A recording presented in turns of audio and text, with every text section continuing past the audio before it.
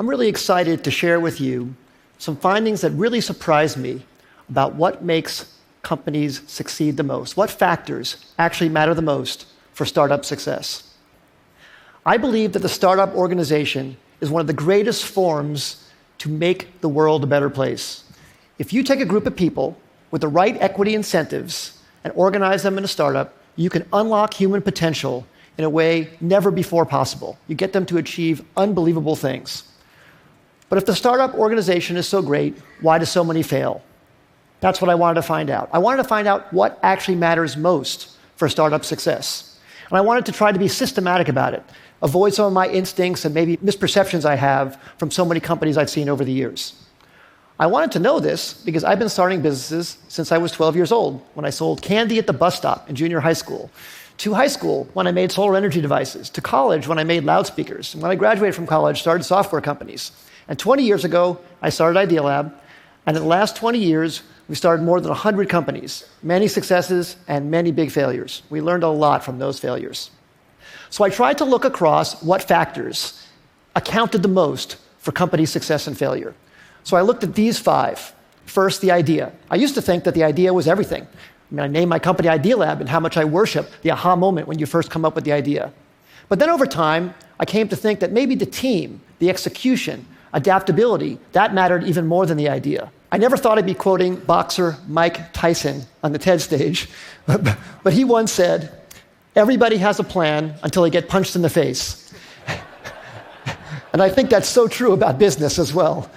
So much about a team's execution is its ability to adapt to getting punched in the face by the customer. The customer is the true reality. And that's why I came to think that the team maybe was the most important thing.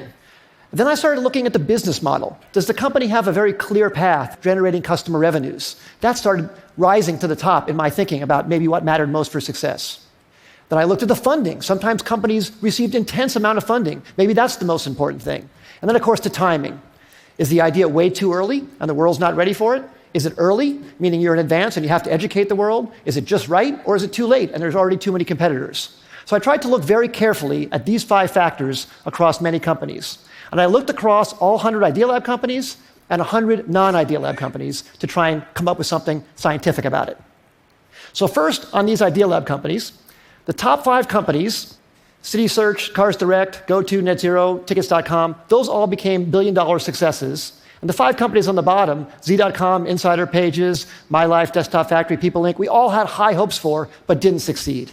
So I tried to rank across all of those attributes how I felt those companies scored on each of those dimensions. And then for non-Idea Lab companies, I looked at wild successes like Airbnb and Instagram and Uber and YouTube and LinkedIn, and some failures, Webvan, Cosmo, Pets.com, Flues, and Friendster.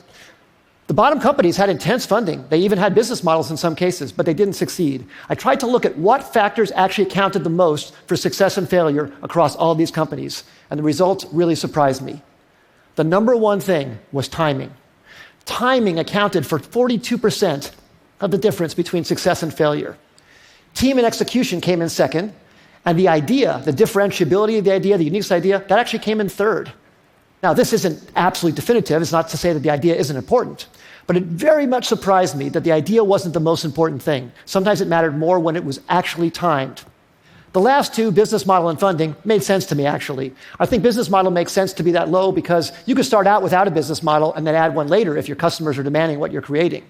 And funding, I think as well. If you're underfunded at first, but you're gaining traction, especially in today's age, it's very, very easy to get intense funding. So now let me give you some specific examples about each of these.